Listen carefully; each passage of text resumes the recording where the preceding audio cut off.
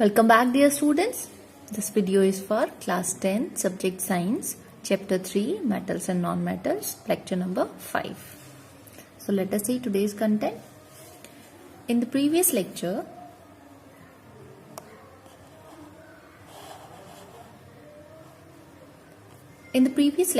we have done the concentration of ores.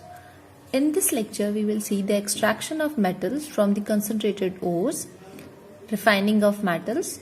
Then we will have the homework of this lecture, and at the end we will do the solutions of homework questions given in lecture number 4.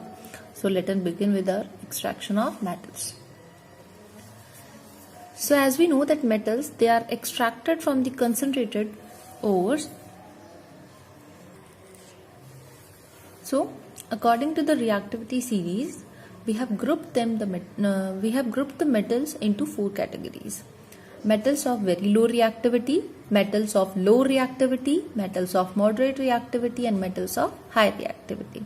So let us start by extracting metals of very low reactivity.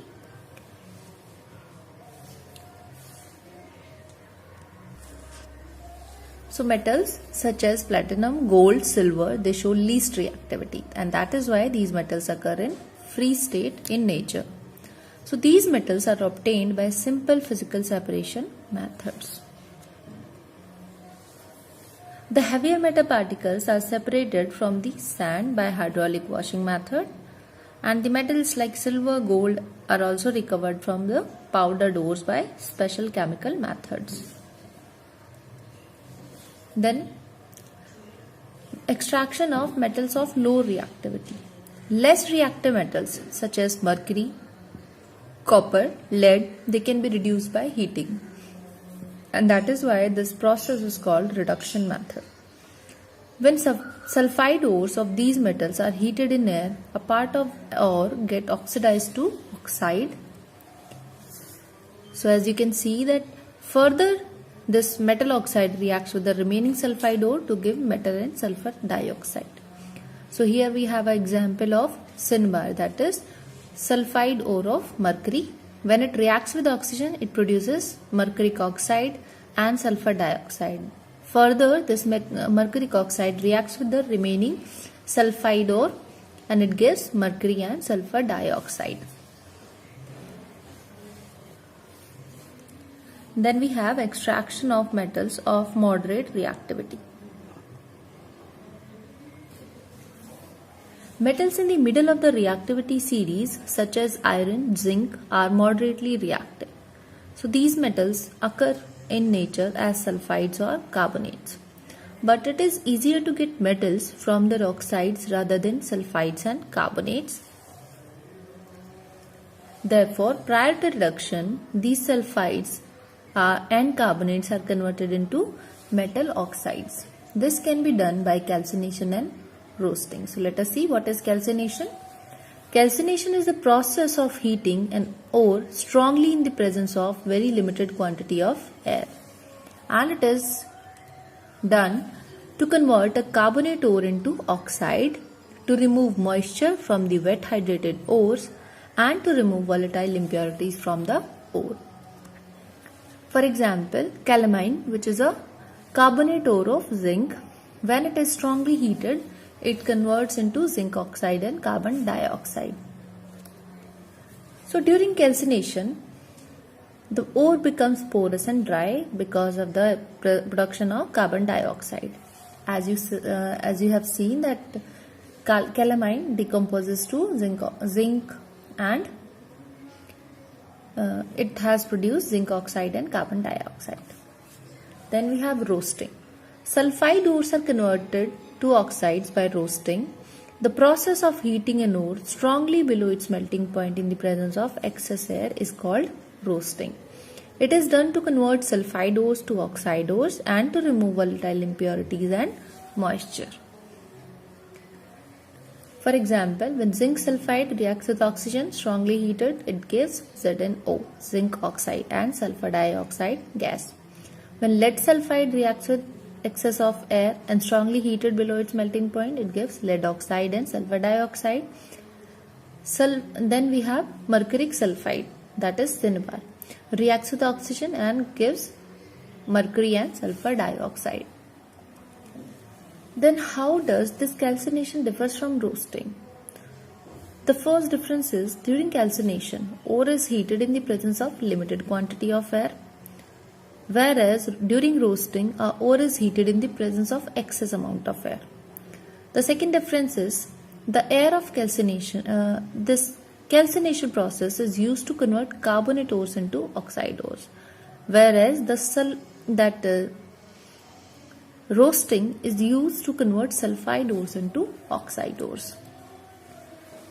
Then now we have metal oxides. Now we have to obtain the metals. So the first method is reduction by carbon. Now which metals can be reduced by carbon? The oxides of moderately reactive metals such as iron, nickel, copper, zinc, they can be reduced by heating with carbon at higher temperatures. So when a metal oxide is heated with carbon, it produces metal and carbon monoxide. For example, ferric oxide reacts with carbon, gives iron and carbon monoxide. Zinc oxide reacts with carbon and gives zinc and carbon monoxide. Then we see reduction by aluminium. Certain metals react with carbon to form compounds. Hence, now carbon cannot be used to reduce these kind of metals. That is why aluminium powder is used to reduce such metals like manganese dioxide, chromium oxide, ferric oxide. So when manganese dioxide reacts with aluminium powder, it produces manganese and aluminium oxide, and it also produces heat. Aluminium reduction method is also called aluminothermic process or thermite process. As these reactions are highly exothermic and metals are obtained in molten state, so these processes can also be used for welding purpose. What happens in a welding thermite process? A mixture of ferric oxide and aluminium powder, that is called thermite, is placed in a crucible having a plug-in hole in its bottom. Then a magnesium ribbon fuse is ignited into the mixture and the article to be welded is placed in a fire clay mold below the plug hole. When iron is reduced and because of the production of heat, this iron gets melted, and by the plug hole it comes down and goes to the broken pieces of the article. The broken ends of the iron piece actually melts and mix with the molten metal, giving a firm and strong weld. So this is how welding is done. Now, highly reactive metals, they cannot be obtained from their compounds by carbon reduction method. This is because these metals have more affinity for oxygen than carbon. The oxides and halides of most reactive metals such as sodium, potassium, magnesium, aluminium, they cannot be reduced by reducing agents as well. Now this is because the cations of highly reactive metals are very stable and cannot be reduced by common reducing agents. And that's why highly electropositive metals are obtained by electrolytic reduction method. In this method, cation of metal is reduced by passing electricity through molten oxide or hydroxide or chloride of the metal. During electrolytic reduction of molten salts, the corresponding metal is obtained at cathode, that is negative electrode. For example, let us do electrolytic reduction of sodium. So we have sodium chloride solution. First I want this solution to be in molten state. So that is why this solid sodium chloride is strongly heated and we have molten sodium chloride in which free ions of sodium and chlorine are present. At cathode, what happens? Sodium ion takes up the electron and reduces to sodium metal. At anode, chlorine ion, it gives away one electron and becomes chlorine. So net reaction becomes 2NaCl when electricity is passed through this molten sodium chloride. then formation of sodium and chlorine gases. A gas takes place. Extraction of aluminium by electrolytic reduction of molten alumina. Another example of extraction by electrolytic reduction. So aluminium is obtained from alumina by electrolytic reduction method. Alumina does not conduct electricity in solid state.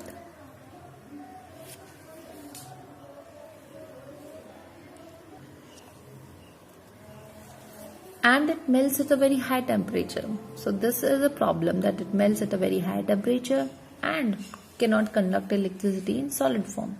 Therefore, alumina is dissolved in molten cryolite containing a small quantity of fluorspar. A molten mixture of aluminium in cryolite, that is a fluoride ore of aluminium containing a small quantity of fluorspar, that is fluoride ore of calcium, is used as an electrolyte. Now cryolite is used as an electrolyte because it lowers the melting point of alumina, and it also makes electrolyte as a good conductor of electricity.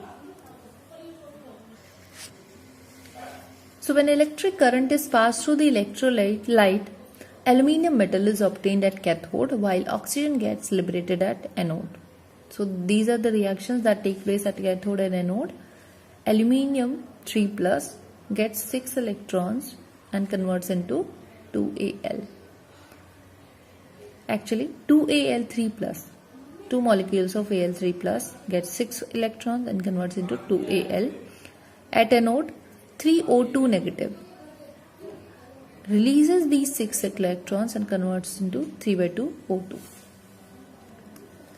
Now we have obtained metals, but these metals obtained by the reduction process, they contain small quantities of various impurities. The process of removing impurities from the metal extracted from their ore is called refining of metals. Choice of refining metals depends on the nature of metals. Some of the common methods used for refining are described here. The first method is liquefaction method. This method is used for refining low melting metals such as tin, lead, bismuth. In this method, impure metal is placed on the sloping hearth. The temperature of the sloping hearth is raised slightly above the melting point of the metal, and molten metal flows down and the impurities are left behind on the hearth. You can see in this diagram that we have a furnace kind of arrangement. So here we put the extracted ore or metal, you can say, which is having some impurities. So when we are raising the temperature of this hearth, the metals they melt and come down in this container, and the impurities are left behind. The second method is distillation method. The more volatile metals such as mercury and zinc are purified by distillation method. In this method, the impure metal is heated in a retort. The pure metal distills over and the impurities are left behind. Then we have an important method, that is electrolytic refining method. Now most of the metals like copper, aluminium, chromium, silver are refined by electrolytic method of refining.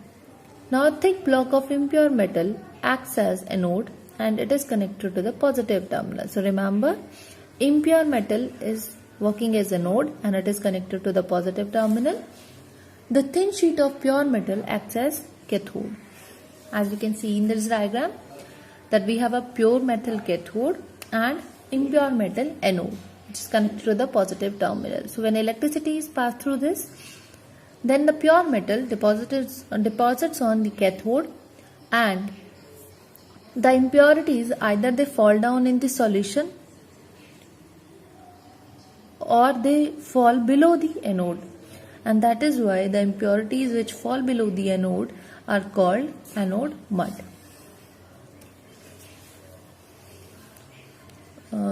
it is connected to the negative terminal of the battery, that is cathode. Aqueous solution of suitable salt of metal is used as electrolyte. On passing the current through the electrolyte, pure metal gets deposited on cathode and impure metal of the anode dissolves. Now these impurities either dissolve in the solution or below the anode as anode mud. Now I am giving you one question. You have to find out the difference between electrolytic reduction and carbon reduction. Think about this. Otherwise, I'll be telling you the answer in the next lecture. Now let us see today's homework. So today you have 3 questions. First question is, what chemical process is used for obtaining a metal from its oxide? Second, in the electrolytic refining of metal M, what would you take as anode, cathode and electrolyte? Third question, what is aluminothermic process? So this is the homework for today. Let us see the homework solution of lecture number 4. So lecture number 4, 3 or 4 questions were there. Question number 1 is, define the following term, mineral, ore and gangue. So minerals, the naturally occurring substances, compounds actually of metals. Compounds of metals with earthly materials are called minerals. Ores, the mineral from which metal can be conveniently and profitably extracted is called an ore. Gangue, ores usually contain large quantities of unwanted materials. Such unwanted earthly materials present in an ore is called gangue. Now let us see the second question. Name the 2 metals which are found in their nature in free state. And the answer is obviously the least reactive metals, gold, silver. You can also include platinum in this. So either of the 2 you can take. Question number 3 is, what chemical process is used for obtaining a metal from its oxide? And the answer is reduction method is used to obtain metal from its oxide that we have seen today. Question number 4 is, metallic oxides of zinc, magnesium and copper were heated with the following metals. Now in which case you will find the displacement reaction taking place. So remember, displacement will happen according to the reactivity of the metals. So let us see what were the questions. In first case, when we are talking of magnesium, you can see here, okay, we'll talk about the 3 metals one by one. Magnesium is able to react with zinc oxide to form zinc metal. Copper will not displace zinc oxide because copper is less reactive than zinc. Then B part, magnesium oxide will not give displacement reaction with any of these because magnesium itself is more reactive than zinc and copper both. So magnesium cannot be replaced by any of 2. Then C part is, zinc and magnesium both can give displacement reaction with copper oxide, as zinc and magnesium both are more reactive than copper. So this is it for today. I hope this screen is visible to you properly. Yes. Is there any kind of doubt or problem, you can ask me in the comment box. So we'll be continuing this lecture in the next lecture. So till then, take care and bye bye.